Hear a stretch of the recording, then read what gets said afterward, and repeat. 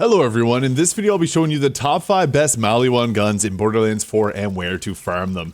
Now Maliwan guns actually have some pretty crazy abilities, so with the energy discs here you're able to do exactly what you're seeing there where it chains around to multiple enemies multiple times and you can see it's bouncing around and then it'll come down and rain energy right on top of a boss. That was an Ultimate Vault Hunter 5. All it requires is the ability to get a critical hit off with it, and it does insane damage. So, for honorable mentions, the first one there is the Stellium shotgun here by Maliwan. Now, this one has to have the Jacob's License accessory and the energy disc. What happens is the energy disc actually causes a chain reaction. It's supposed to bounce between targets, but with the Jacob's License accessory, it makes it bounce multiple extra times, doing insane amounts of damage. Now, it's unsure if this will end up getting patched or not. I think it's on the lesser hand side of things getting patched. There's some other guns that are much more crazy with the amount of damage that they can do, but I just want to first mention this one.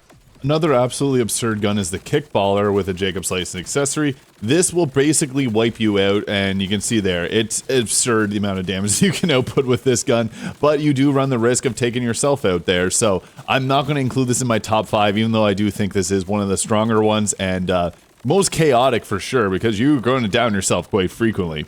And that is the Kickballer there. It does have to have the Jacob's License accessory for it to be as crazy as you saw there, but this is just an honorable mention. The Kickballer can come in a variety of different elements as well, but the ones that have the Jacob's License accessory are going to be the most powerful. Now, we also have one more honorable mention here with the Kaleidosplode. Now, this is more so just a fun legendary weapon. It's not going to be the best for overall damage. It shoots a ball there. You can have the charge up one. They're large projectiles. They can down you. The damage from it is not that great, however, so that's keeping it off of the list. And I guess some general feelings about Maliwan in Borderlands 4. I think they aren't as strong as they were in Borderlands 2. They may be a little bit better in Borderlands 3, but there are some extremely powerful weapons that are Maliwan, and the nice thing is you can melt bosses due to the ability to change between the different elements. And speaking of swapping elements, I'm going to start off with our 5th best Maliwan gun. Now, this one's actually really easy to farm. You get it from Moxie. You have to tip her in the $1,000 jar, and you'll get one of these, or you can get an assault rifle. This one is pretty solid, though. You can see you can get different rolls on it. The Jacob's License accessory comes on it, which is really good. It shoots 4 projectiles in a square, so it's relatively easy to aim. And you can see there the damage over time is very high. You got a 7% chance, but those dots are hitting for 3,000 per second, which is really nice, especially with a lot of different builds. The lightning ones are obviously going to be the highest, as typical lightning dots are going to be more powerful. So if you can find one like this, I like the shock and corrosive, as I find that there's a lot in the campaign that are both those damage types, but you could also easily have a fire and shock one as well. But it's really just nice for the ability to do a specific elemental damage type. You see the damage from it isn't really that crazy, but it can critically hit and bounce around enemies, so that's really nice too, because you see there the damage is pretty good there. On specific builds, especially if you're going for like a Vex build for melee, you can do some pretty crazy damage if you get up close with a shotgun like this. As you saw there, we were able to down that boss, and this is an Ultimate Vault Hunter 5. There's always a Moxie gun in all these games that is pretty decent, and this is the one for this game. This works well with anything that boosts up the ricochets from, like if you get an enhancement with Bounce Pass, because then you can chain this around of enemies a bit more. But you can see there, in Ultimate Vault Hunter 5, the damage outburst from this is pretty good. So that is, I guess, the best part about it, is you can swap around. If we need fire, we can swap to fire here. This boss is resisting fire damage, but the beautiful thing is with the Jacob's License accessory, you can chain these around multiple enemies. So if you're mobbing, it's a great weapon. And for bosses, generally a pretty effective weapon. The thing that's keeping it out from the higher places on this list is it doesn't have the same damage output as the others. However, you can see there, these all have around a 6,000 DPS. This one's a little bit higher. This does come with the Cov License magazine, so you can get a few different rolls, Hyperion, Cov, and I prefer typically going with the Hyperion, but overall, pretty good gun. And to farm it, again, you just go to Moxie's bottoms up and tip her a bunch. Just give her the tip and you'll get one of these eventually. In 4th place, we have the Oh My God. Now, this is an interesting one. It can only roll a shock, and it has the energy transfer here. So when the energy shield is active, it gets 50% bonus damage by consuming the shield's energy instead of ammo. When overshield is active, so if you have overshield, this will make it so that the energy shield does not deplete, giving you infinite ammo. This can actually hurt yourself too, so just a heads up, the beam that it shoots out will actually electrocute yourself, so just be mindful of that.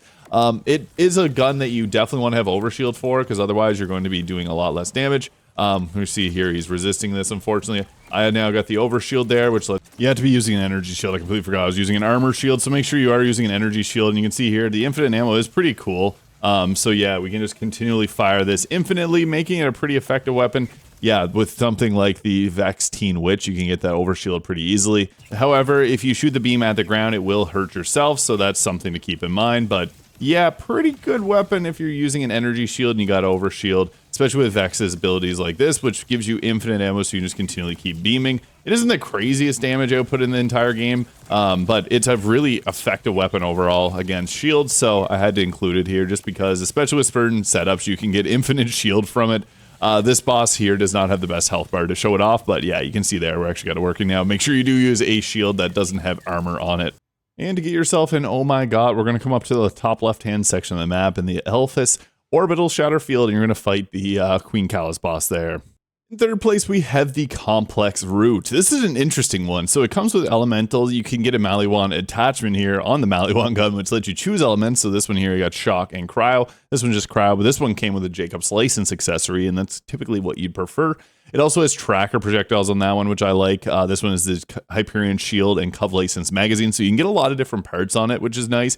The big thing here is the way that the bullets go. So it's a sniper that you want to use at long range, because you can see there, it's actually doing spread bullets that will apply statuses, they'll do extra damage, and what's crazier is those chain bullets will bounce around and look pretty silly, but the damage from this is nuts. This is a gun that works better at long range, unfortunately, so for those that want to play a close range sniper experience, there's a better one on this list, but yeah, this is a pretty good gun overall, and it's a fun one. It's similar to the ballista gun here, but you can see with the cryo efficiency there, it's just melting people, and or freezing them, I should say. But with that Jacob's License accessory, critically hitting an enemy, making a chain to multiple enemies is so good. This isn't really the best place to show it, because it's pretty much one-shotting every extra enemy that appears, but it's got crazy damage, different types of elements, and just being able to do a few different hits from range. You can see there, like whenever you get that spreading around, it just does more damage. So this is a long range sniper, and I think it's a really unique and fun one, so that's why I wanted to include it here. In the third place, getting the option to do a bunch of different elemental damage types is great as well. And to get yourself a complex route of yourself, you go fight the Mimicron boss here, Moxie's big encore, and it's right by the White Clef's Reprieve there, so pretty close locations. And the last two Maliwan guns here are two of my favorites in Borderlands 4 with the Plasma Coil. You may have used this in Borderlands 3. It's not as strong as it was in Borderlands 3, but it's still plenty powerful. It doesn't have a high elemental damage, so this isn't one you'd really want to use typically for an elemental damage based build, but it's got both shock and radiation damage. It'll always have these two elemental damage types. It can roll with a lot of extra parts, but the damage output, you can see there, 8,000 DPS because it shoots in an 8-round burst. This is not the absolute best boss to showcase this with. Shock is great because it's going to take down enemy shields really quickly, so the vault bosses get melted by this.